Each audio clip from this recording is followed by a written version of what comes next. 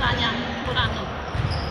Tania Morano, capitano di Gradisca, due percorsi diversi per le due squadre, siete comunque arrivati a questa finale di Coppa Italia, poi sono delle sensazioni di partita, come siete riusciti a vincerlo, e poi cosa si poteva fare di più per insomma ottenere un risultato diverso.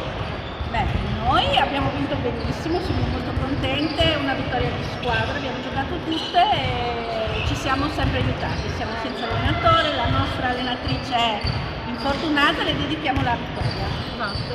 Perfetto, questa era dalla parte di Zoppola, adesso andiamo a Gradisca.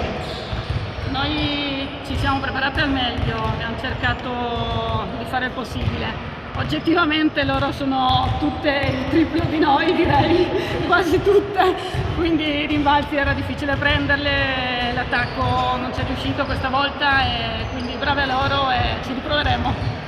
Quindi sicuramente l'anno prossimo è stata una bellissima prova di sport, adesso tra pochissimo ci sarà un'altra partita, la terza di questa giornata.